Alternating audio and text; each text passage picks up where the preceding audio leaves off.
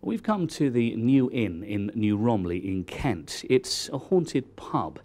Now, there are lots of haunted pubs across the UK, but not many that can claim to be the home of pure evil, because that's what one of the residents thinks is lurking in a room just behind me.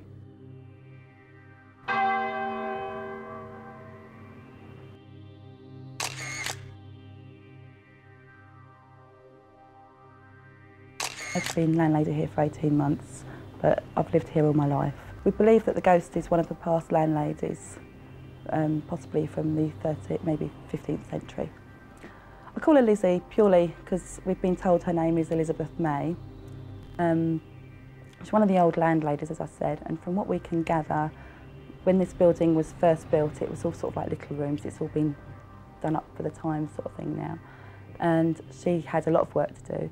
Her lover, first love, apparently what we've been told, very romantic story, died at quite a young age and left her to run the business by herself.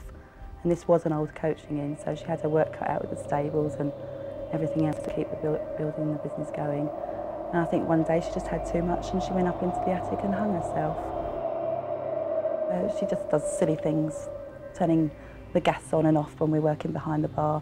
You go to pull a pint and there's nothing there, so you think the barrel's gone. You go down to the cellar, you change your barrel, come back up the stairs, and still nothing there.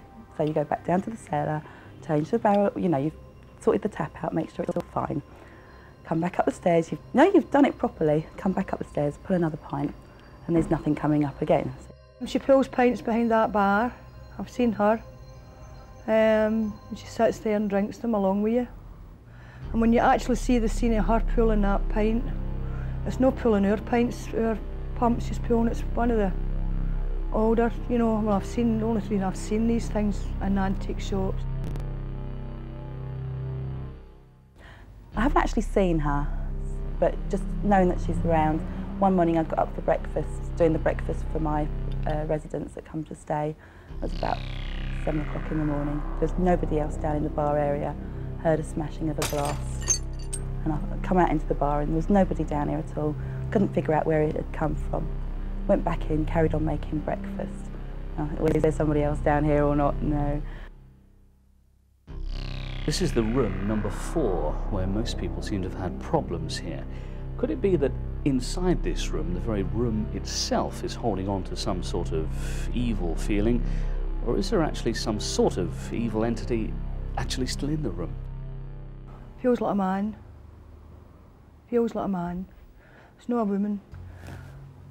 The week that I moved in, and I'd been doing my grandson's bedroom, and he came in for school that day, and he came in and he said to me, "Oh, my room's magic, Nanny. Oh, it's great. Come along and show me how to work the telly."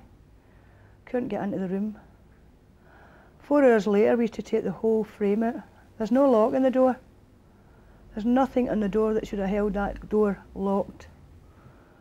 Nothing at all. And when we get in, the cold was terrible, really bad.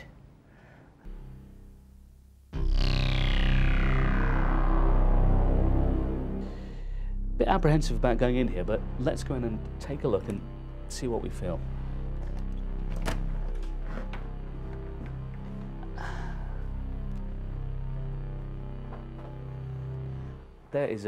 I have to tell you, there really is a strange feeling in here.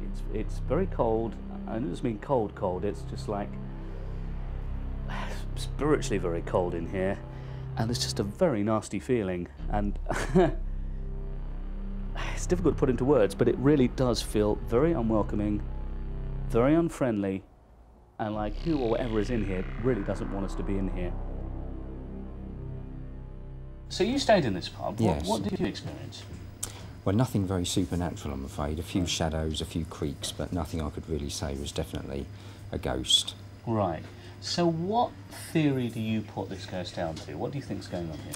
In my mind, there's just the possibility that the mind can access a sort of collective memory from time to time and see people and events that may have taken place many generations ago. Well, we've decided to bring in a medium to take a look around the pub to see what she can find. Sharon Bridges joins me now. Sharon, it's claimed there are all sorts of ghosts in there. You've just had a look round. It's Yes. the first time you've been here, I think. That is. What did you find? I found the place very interesting. There's lots of different energy in the actual building. More specifically, the rooms 4 was a very claustrophobic feeling as soon as you walked in. And over to the far left-hand corner where the window is, Yeah. I felt that there was an eldish gentleman sitting there. Back in, I don't know what history or anything else, but I feel it was around about the 16th century, and I feel that he had a big pistol in his leather belt. Right.